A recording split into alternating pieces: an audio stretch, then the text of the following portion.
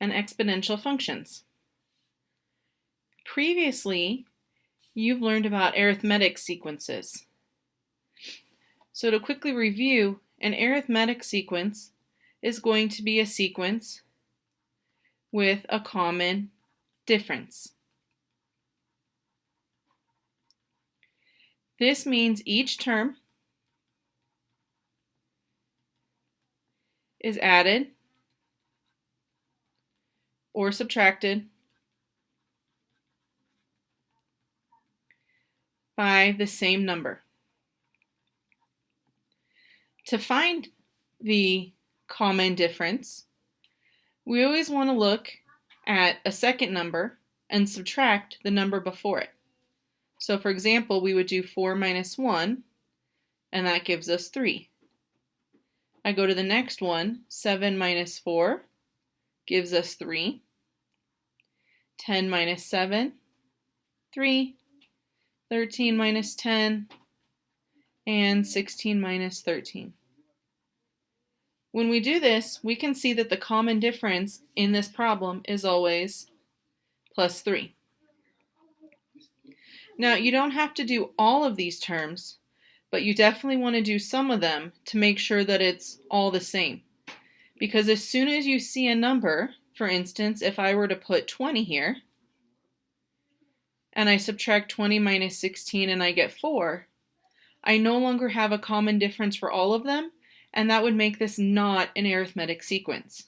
So you really want to make sure that each one is the same. A geometric sequence is different. It still has to follow the same pattern the whole time, but now instead of a common difference, we're going to have a common ratio. And basically, the common ratio is going to be like your multiplicative rate of change that you've been doing in your exponential functions. It's what's being multiplied each time to get the answer.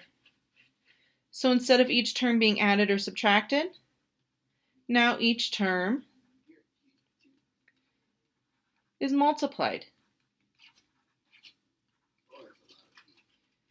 by the same number each time. Now to find the common ratio, we're going to do the same thing as before. Only now, since we know it's multiplying, we're going to divide to test it. So we're going to do 4 divided by 1. That gives us 4. 16 divided by 4 gives us 4. 64, sorry about that, divided by 16 gives us 4. And 256 divided by 64 also gives us 4.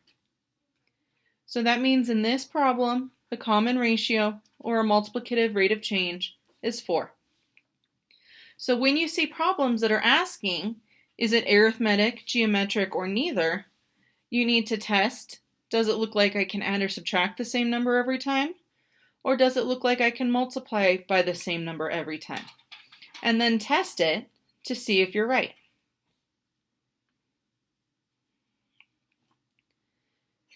So in this problem, they want to know which table is the arithmetic and which one is. So in this problem, we're going to look at each table and decide which one is an arithmetic sequence and which one represents a geometric sequence. So remember, arithmetic, it's either adding or subtracting, and geometric, it's going to be multiplying. So I'm going to go ahead and test first for arithmetic sequence on this first table. Now before I start, since I'm going to be testing for adding or subtracting, I need my denominators to all be the same. So if I have an 8, a 4, and a 2, I know my common denominator is going to be 8. So if I go to change this, I think about 4 times 2 gives me 8. So that means this becomes 10 over 8.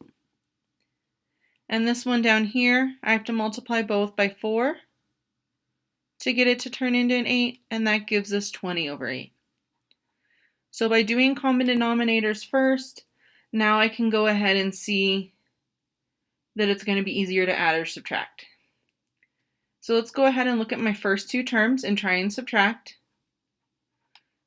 10 over 8 minus 5 over 8. That gives us 5/8. Now if I do the next two, 15 over 8 minus our 10 over 8. Looks like that also gives us a 5 over 8.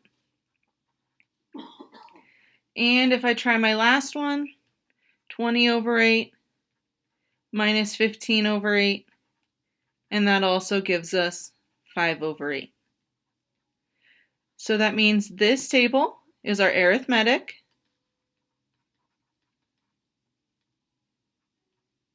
Sorry, I totally spelled arithmetic wrong.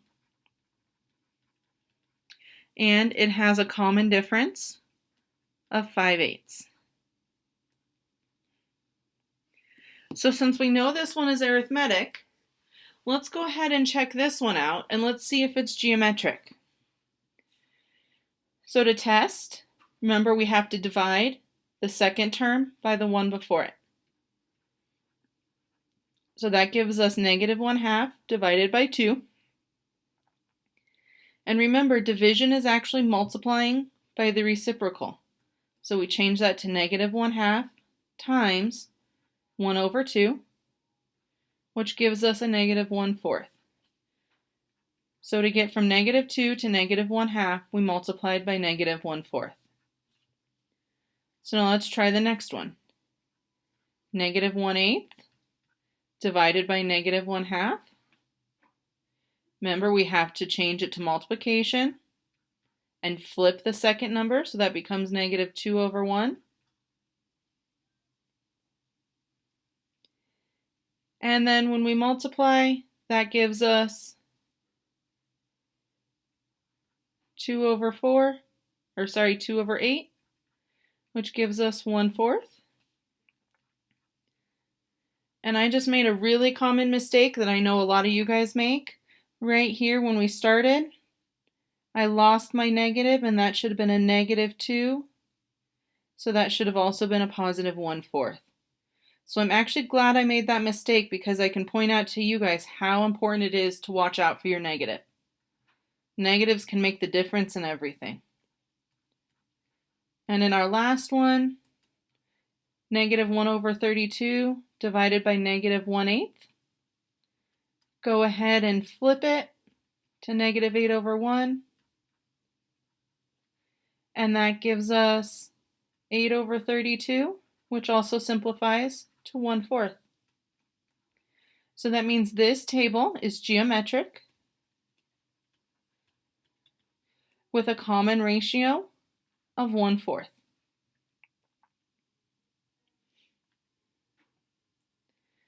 So this problem wants to know only which ones are geometric. So when we're testing, we don't have to test for adding or subtracting. We just automatically take our second term, divide it by the one before, and as soon as we see that one's different, we know it's not geometric. So if I start on this top one,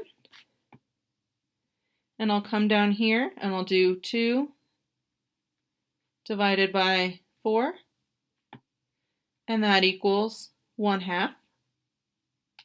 If I do 1 divided by the 2, that's 1/2. 1/2 divided by 1 is also 1/2. So since they seem to be the same, we can go ahead and say that this one is geometric. But notice that it says check all that apply. That means we can't just choose one and move on. We need to test them all. And a heads up when you do these kind of problems, if you go through and decide just to mark all of them to play it safe, the computer will automatically mark you wrong. You could have all the right answers and one wrong answer, and it'll still not give you credit. So you need to be really careful when you're doing tests that say check all that apply, that you really need to check each one to make sure that it works so that you can get full credit. So let's look at the next one. 3 divided by -2 is -3 over 2, or -1/2. -4 divided by 3 is -4/3, or 1 1/3. So right away, I can see that these two are different, so that means it's not geometric. So let's try the next one. 6 divided by 2 is 3. 18 divided by 6 is 3. And 54 divided by 18 is also 3. So that means it's geometric with a common difference of 3. Looking at the next one, negative 16 divided by negative 4 equals 4. Equals 4. And if we kept going, we would see that again it is geometric with a common ratio of 4. And then our last one, negative 4 divided by negative 2 equals 2. But right away I can see negative 12 divided by negative 4, that is 3. So that means that it is not geometric. So our correct answer should be these 3 problems. So hopefully you're getting the hang of this. Once we can identify a geometric sequence, the next thing is to be able to write in this formula. And let me go ahead and make this box bigger for a second so that you can copy it all. When we write a geometric sequence, we write a to the n, or they might say f of x.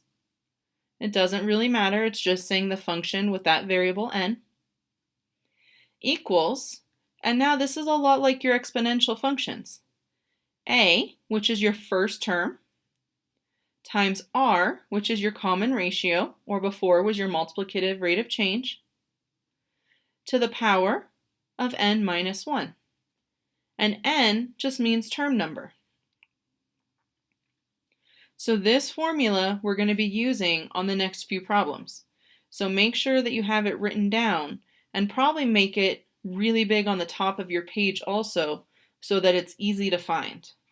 Or if you're like using highlighters, write it in your notes and then highlight it. So this problem wants us to find the second, the fourth, and the fifth terms of the sequence, represented by this pattern. Well, this tells us that the first term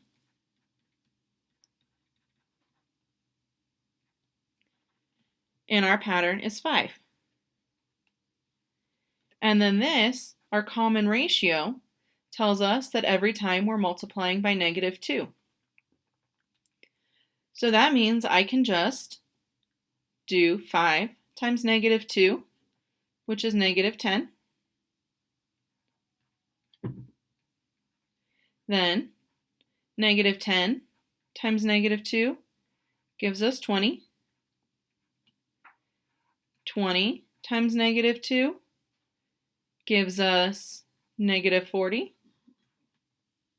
And they wanted 5 terms, so we'll do one more times negative 2, and that gives us 80.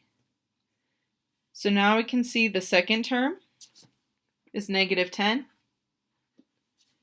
My fourth term, 1, 2, 3, 4, is negative 40.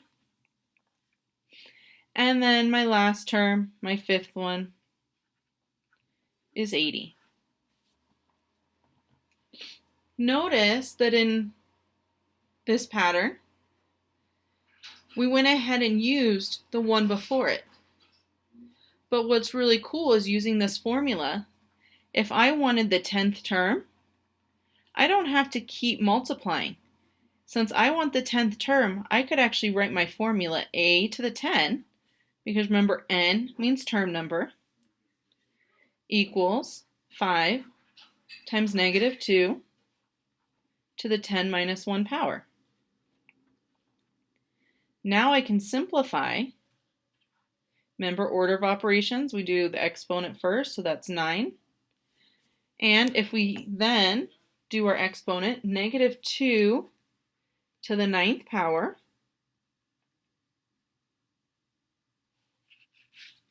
is going to be negative 512.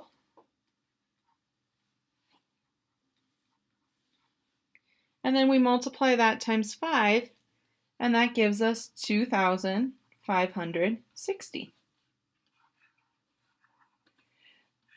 So if they want low numbers, we can go ahead and just make the pattern. But if they want a high number, we don't want to keep counting that long. So we just plug in whatever term they want for n in our formula, and we go ahead and just solve it algebraically, and that gives us our term. So the next thing you have to be able to do is you have to be able to look at a graph and write the formula for our geometric sequence. So remember I told you to write that formula big on the top of your page or highlight it, because that's the first thing we're going to do, is we're going to go ahead and we're going to write our formula. And since they're using x's here, we'll write f of x equals a times r to the n minus 1. And hopefully you wrote in your notes that a is the first term. Well, if I look, even though it's not written, there's 1, 2, 3, 4, 5. 1 stands for my first term, and 1 is up here slightly above 45, so we'll go ahead and go with 48.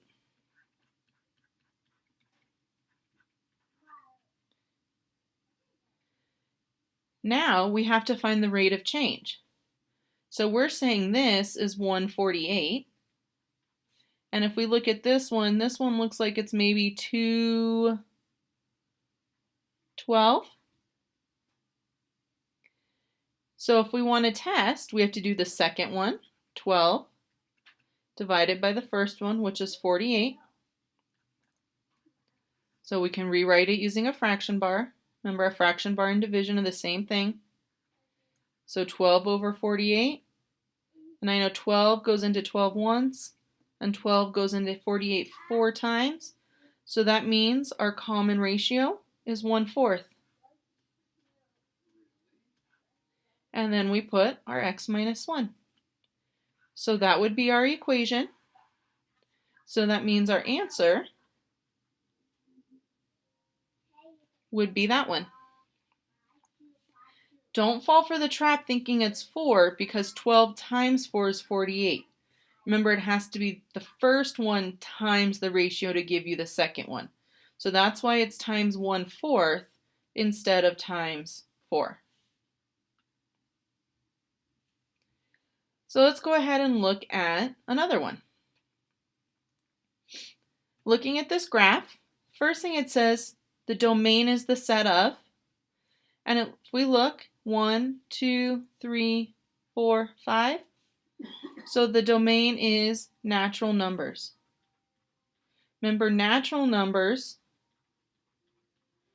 are our counting numbers, not including 0.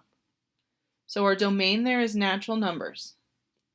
Next, it wants the common ratio. So if I look, my second term is 3 divided by my first one, which is 1, and that's 3. And if we check one more time, 9 divided by 3 equals 3. So our common ratio is 3. So that means our formula we want, let's write it down again, r n minus 1. So we want our initial number, which was 1, times our common ratio, which is 3, to the x minus 1. And there's your rule. Now the last thing that you have to be able to do is you have to be able to write in something called a recursive formula. A recursive formula means you can only find one number based on the one before it. So the formula uses term before the one you want. So if we were to go back to that problem where I just counted using the pattern, This was technically recursive because I didn't find the second one until I knew the first one. And I couldn't find the fourth one until I knew the third one. That was recursive. Whereas this was explicit when I found the 10th term because I just plugged it into the formula and solved.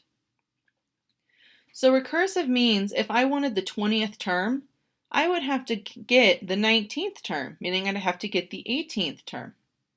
So when we're doing a recursive formula, the official way of writing it is if I want a term, this is saying if I wanted, for example, the second term, I would have to know the first one and then add another one to get to 2. So it's a little bit different because I can't just solve. I always have to know the one before it. So in this pattern, let's go ahead and look at it. And let's start with the explicit formula because that's the one we've been practicing. We know that's A times R to the n minus 1.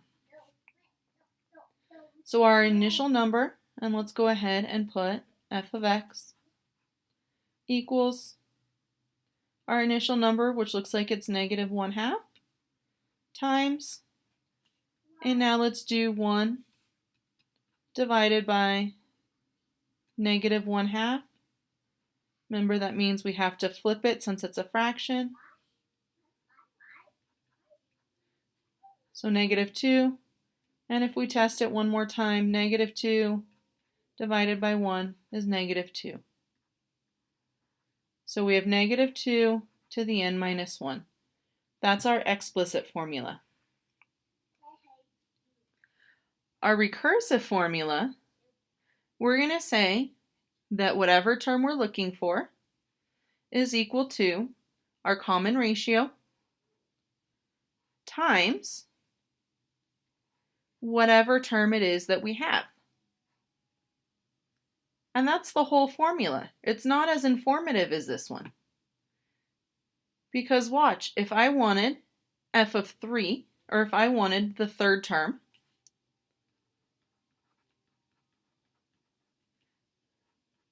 well, to get this into 3, that x would actually have to be a 2, because 2 plus 1 is 3.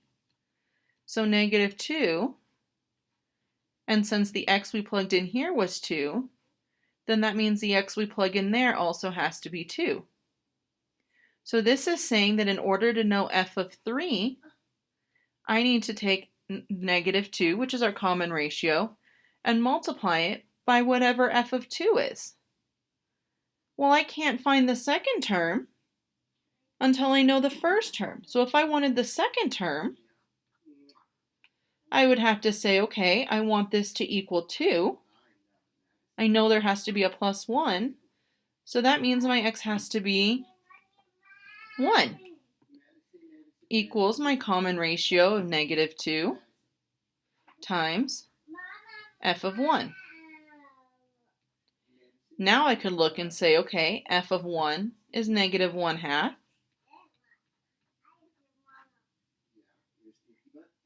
So that means my second term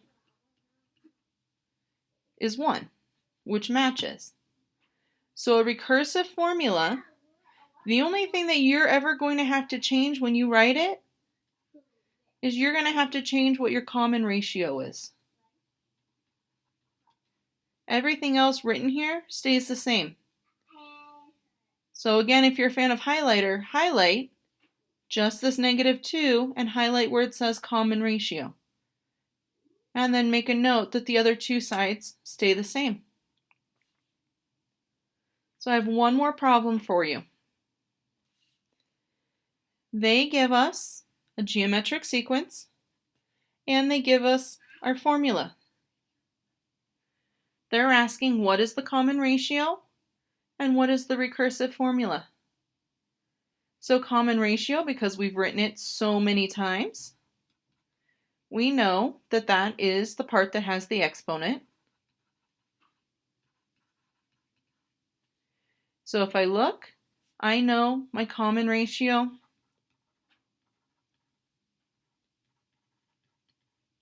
equals -3.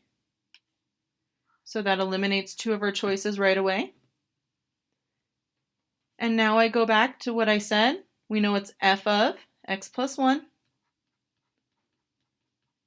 parentheses, equals, and the only thing we change is our common ratio there.